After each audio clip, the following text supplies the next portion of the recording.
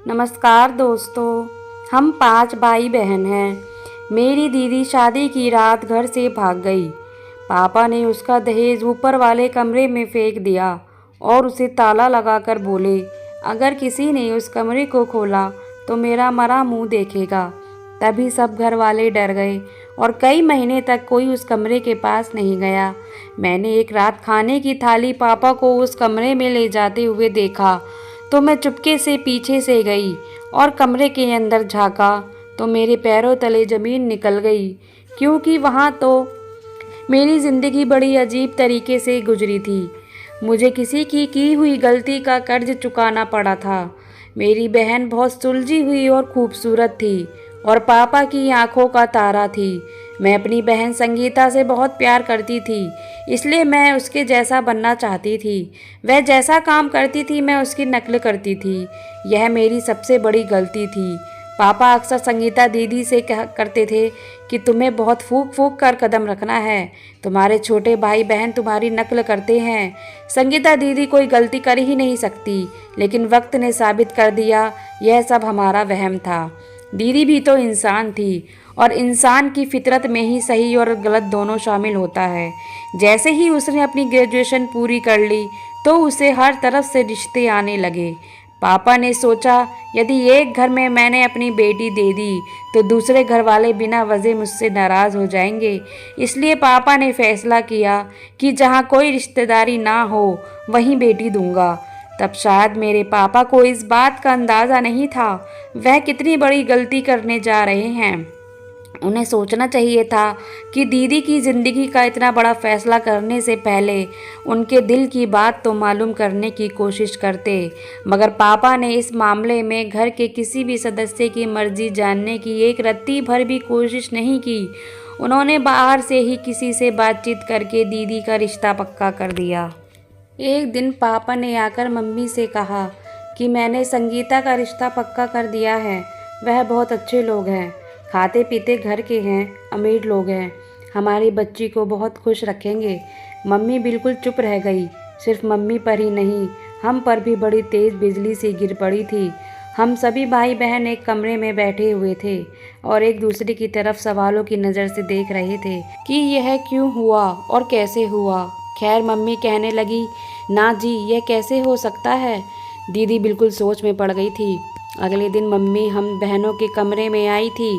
Mummy कहने लगी, संगीता अच्छे से तैयार हो जाना, आज लड़के वाले तुम्हें देखने आने वाले हैं। दीदी कुछ बोल नहीं पाई। मैं बोली, मम्मी मुझे पापा से इस तरह के फैसले की हरगिज़ उम्मीद नहीं थी।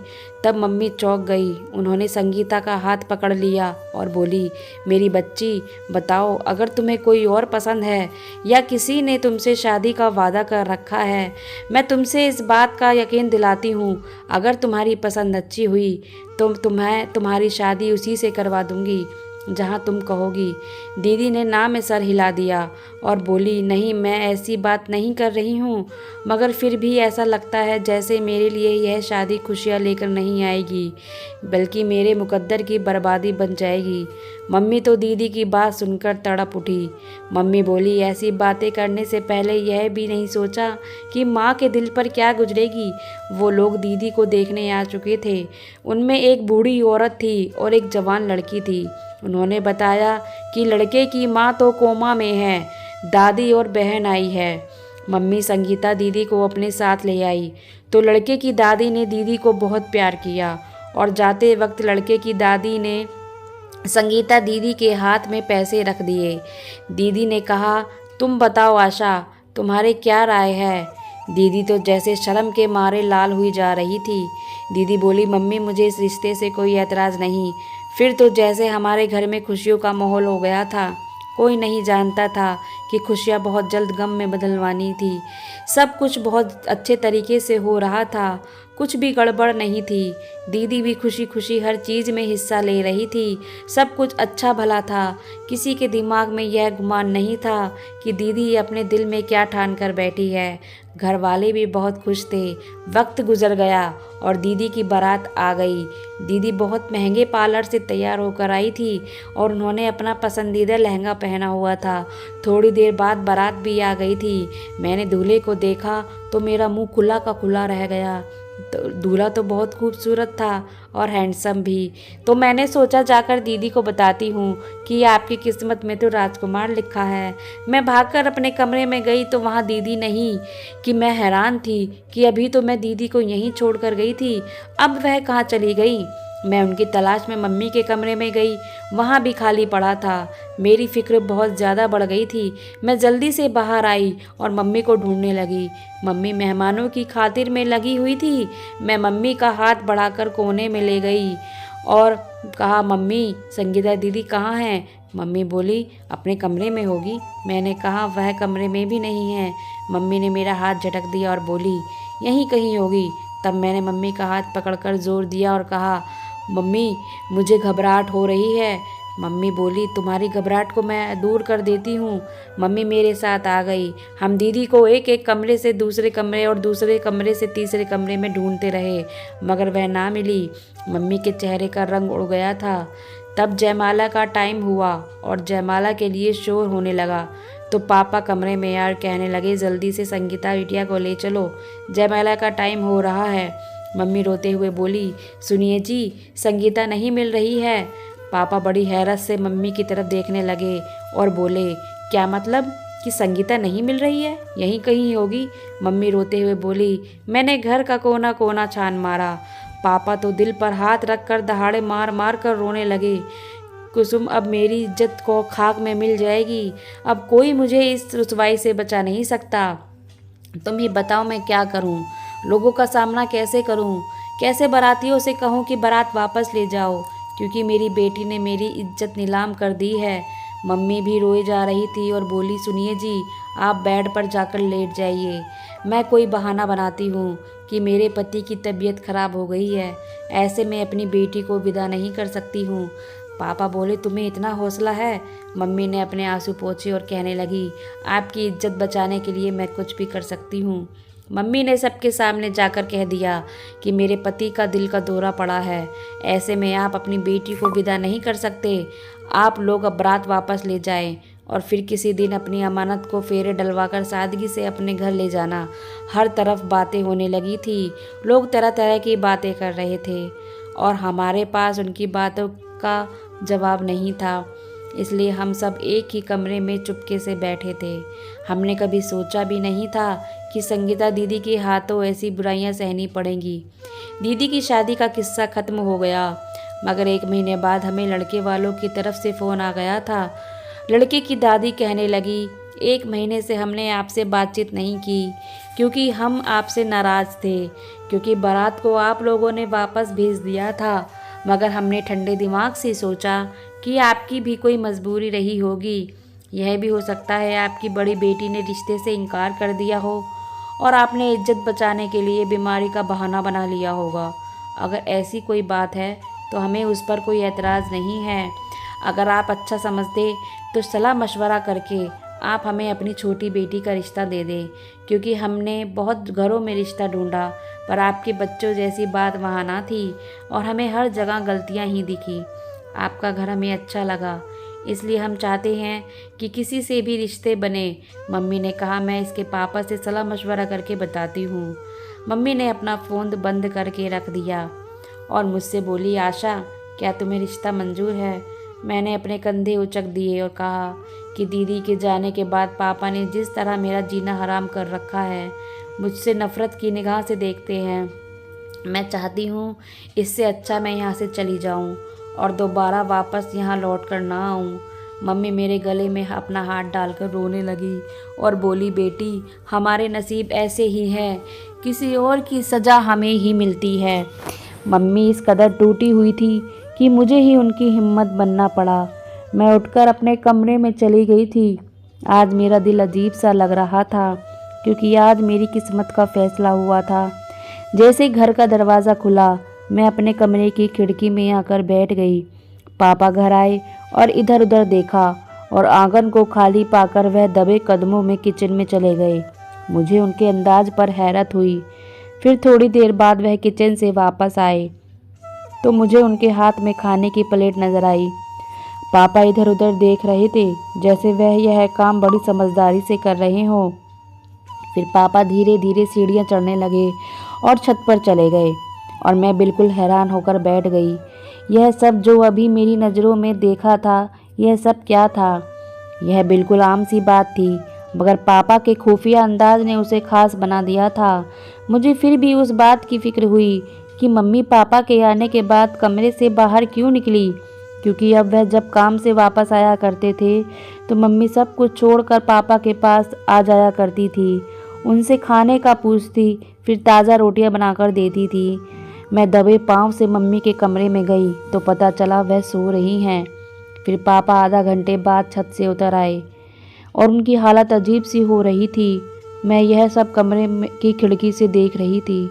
मम्मी ने पापा को बताया कि आज उनके लड़के वालों का फ़ोन आया था और वह हमारी छोटी बेटी का हाथ मांग रहे हैं। पापा ने उसी वक्त खाना उठाकर फेंक दिया और गुस्से से दहाड़े मारकर बोले, उनसे कहना था कि मेरी बेटी के नसीब अभी इतने ख़राब नहीं हुए हैं कि तुम जैसे बेगैरत लोगों से रिश्ता दें। जहाँ मैं चौकी थी वहाँ मम्मी भी दंग रह गई थी। मम्मी बोली, आपकी इस बात का क्या मतलब है? क्या वो लोग अच्छे नहीं हैं?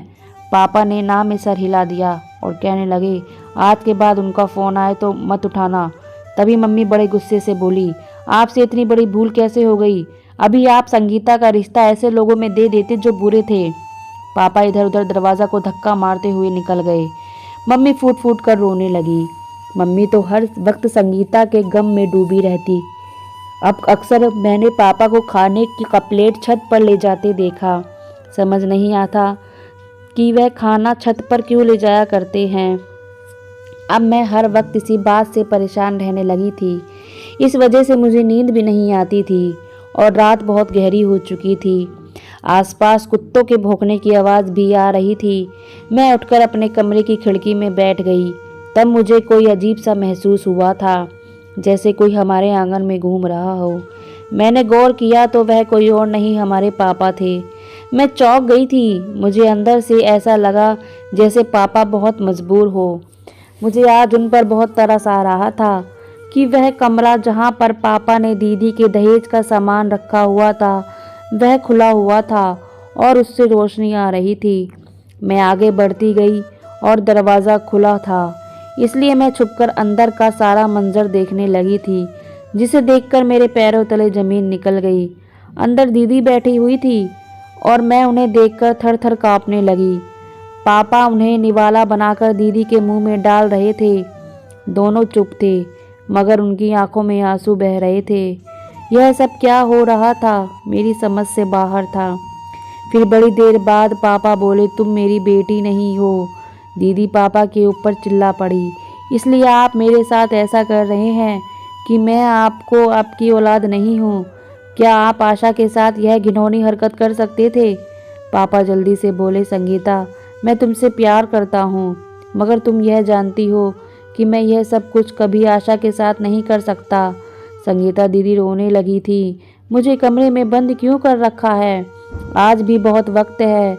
वैसे भी तुम तो सारा दिन बेहोश हो जाती हो, मगर यह जो आशा है ना, उसकी वजह से मैं ज़्यादा देर छत पर नहीं रह सकता, क्योंकि मुझे डर है कि कहीं उसे मुझ पर शक ना हो जाए। रात के उस पहर सब सो रहे हैं, इसलिए मैं आज तुम्हें सब कुछ बताता हूँ। हम 2 भाई बहन थे। एक मैं और एक मुझसे बड़ी बहन थी। वो मुझसे पूरे 7 बरस बड़ी थी, इसलिए उसकी शादी मुझसे पहले हुई थी। मेरी बड़ी बहन की शादी के बाद हमारे घर में खुशियाँ छा गई थी, इसलिए तय कर दिया कि मेरी शादी जल्दी करेंगे और शादी कर दी। उन्हीं दिनों में हम पर कयामत टूट पड़ी थी, क्योंकि मेरी बड़ी बहन विधवा होकर घर आ गई थी। दीदी की गोद में 4-5 महीने की बच्ची थी। उन्हें ना अपनी फिक्र थी और ना ही बच्चों की। मेरी माँ बूढ़ी हो चुकी थी, इसलिए वह भी उस बच्ची को संभाल नहीं सकती थी। मेरी पत्नी ने तुम्हें हाथों में ले लिया और तुम पर प्यार नौछावर किया। मैं भूल ही गया था कि तुम मेरी बेटी हो या भांजी। तुम जब बोलने लगी तो तुम मामी को मम्मी कहती थी और अपनी सगी माँ को बुआ कहती थी। हालात कुछ सुधर गए थे तो तुम्हारी मम्मी का रिश्ता ढूंढने लगी। दीदी ने एक लड़के का नाम खुद ही लिया कि मेरी शादी उससे करवा दो। पापा ने मेरी ड्यूटी लगवा दी थी कि तुम उस लड़के की छानबीन करके लाओ और मुझे बताओ।